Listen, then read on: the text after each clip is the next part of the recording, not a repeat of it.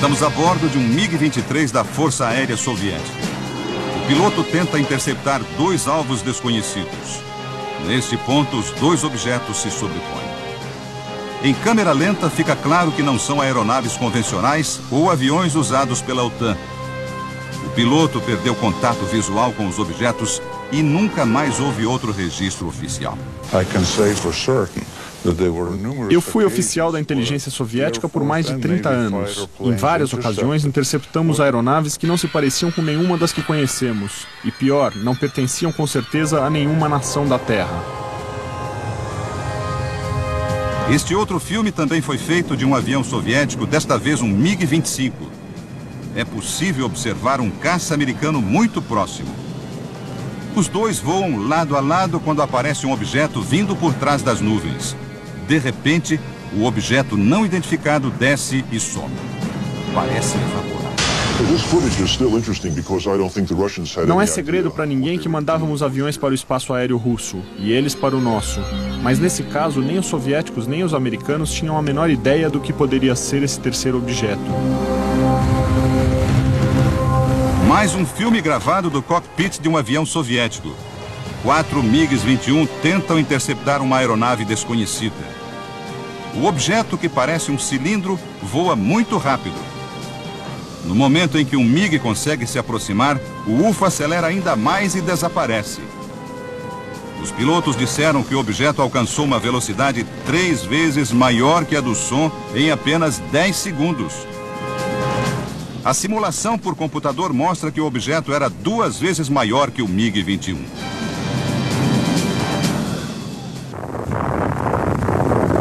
No início dos anos 70, um registro mais violento. Caças da Força Aérea Soviética tentaram abater uma nave que sobrevoava o território russo. No instante em que receberam a ordem de usar os mísseis, os aviões foram destruídos.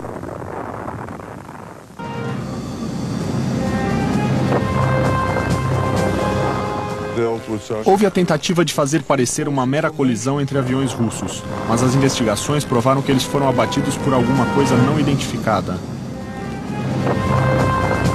Estes filmes foram liberados pelo Ministério da Defesa soviético pouco antes de Boris Yeltsin assumir o poder. Uma época em que muitos segredos foram revelados no Império Vermelho. Com o colapso da União Soviética, Moscou e o resto da Rússia viveram mudanças radicais. Era o fim do comunismo. Arquivos secretos até então guardados a 7 chaves ficaram vulneráveis. Muita gente que tinha contatos com o velho regime aproveitou a situação. O que você vai ver agora são imagens feitas com uma câmera escondida. Nelas é possível acompanhar a compra de documentos confidenciais da KGB. O local é uma fábrica na periferia de Moscou. Depois de uma rápida conversa, os negociantes vendem por $10 mil uma pasta de propriedade do Estado, incluindo relatórios sobre um acidente com um objeto não identificado. Houve um enorme caos quando a União Soviética se desintegrou. Era muito fácil para um agente com cérebro colocar as mãos num material como este e vendê-lo em outro país. Negociações semelhantes trouxeram à luz filmes ultra-secretos feitos pelo Exército Vermelho. Você vai ver as incríveis imagens destes filmes e conhecer os documentos confidenciais da KGB.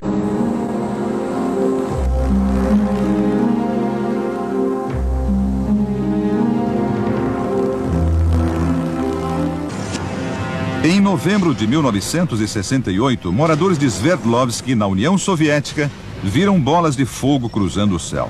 Uma delas começou a cair e depois disso ouviu-se uma explosão. A história foi contada num livro do escritor russo Veniamin Vereshchagin. O jornal local registrou o fato com a versão oficial, de explosão num depósito de grãos, mas mencionou que os moradores da região já tinham testemunhado luzes estranhas dias antes. Seria mais uma entre tantas histórias semelhantes, não fossem os boatos sobre a existência de um filme mostrando o local do acidente. Com a ajuda do escritor, o Channel 4 britânico conseguiu no mercado negro cópias desse material.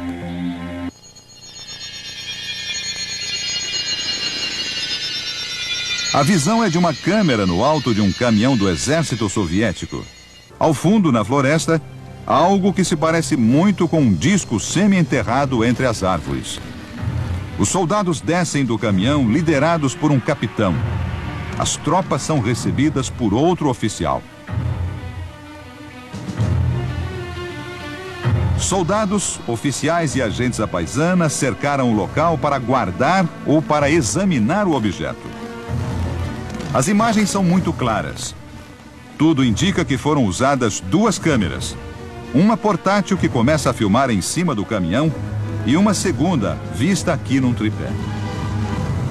Há uma constante troca de câmeras durante a filmagem, como se procurassem as melhores imagens ou se recebessem ordens de um superior. No início de 1969, um fazendeiro encontrou alguns vestígios estranhos de uma floresta próxima de Sverdlovsky. 2 oficiais da KGB examinaram o local e o isolaram. Depois de uma profunda investigação da área, eles encontraram destroços de um objeto em forma de disco parcialmente enterrado. A partir das imagens do filme e com as informações do escritor russo, foi possível criar uma versão animada pelo computador de como os pesquisadores acreditam que tenha ocorrido o acidente.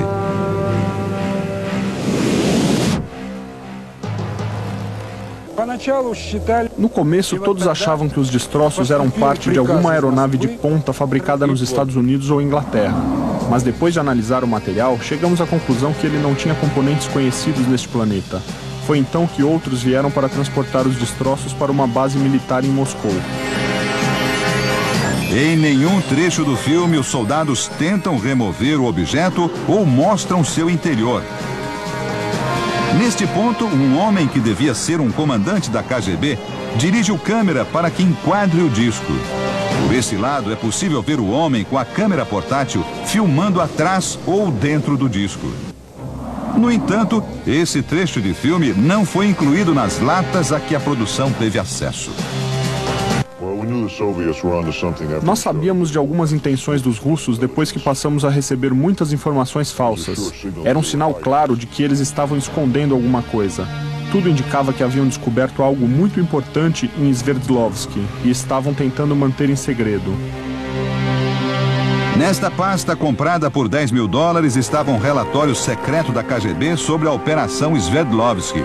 Este relatório descreve em detalhes o resgate do objeto. O documento menciona a queda do disco, os restos orgânicos e a existência do filme. Há também essa ordem secreta do Ministério de Defesa soviético pedindo apoio militar para uma determinada unidade. O número da unidade mencionada é o mesmo que aparece nos distintivos de alguns soldados do filme. O filme era provavelmente manipulado somente por um seleto grupo de pessoas que sabiam da sua existência.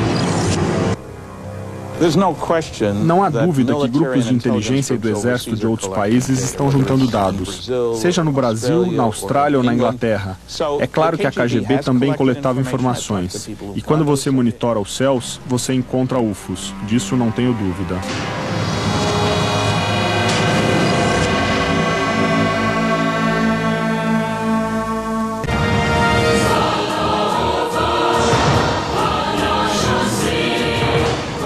Na reportagem especial de ontem, o Jornal da Band mostrou imagens feitas pelo exército soviético no final da década de 60. O filme ficou escondido nos porões da KGB por 30 anos. A produção do Channel 4 britânico conseguiu uma cópia no mercado negro. Supostamente é o registro de um disco que caiu na região de Sverdlovsky, na antiga União Soviética. Mas será que o filme é mesmo verdadeiro? Cientistas e ufólogos pediram um exame detalhado.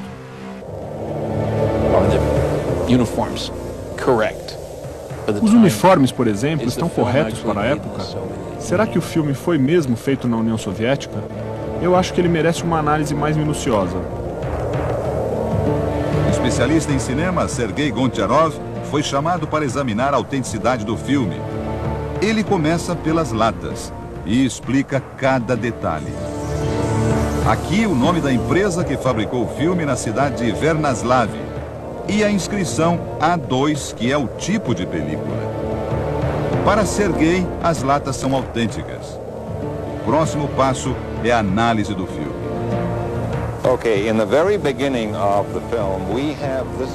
Logo no início do filme, algumas inscrições em russo. Tem esta palavra, machala, que quer dizer começo. Na sequência, outras duas informações. O mês de março e o ano, 1969. Which is the month of March, 1969, letter G for year. Depois vem a palavra plunka, que em russo quer dizer emulsão ou película, seguida do número 267. O especialista destaca a próxima inscrição que aparece impressa no filme. Em cima, a palavra confidencial, o logotipo da KGB, e embaixo, arquivo da KGB. Depois compara as marcas da película com as das latas. Aqui na borda do negativo estão as palavras em russo que querem dizer filme de segurança e tipo A2, que é a mesma informação que está na lata.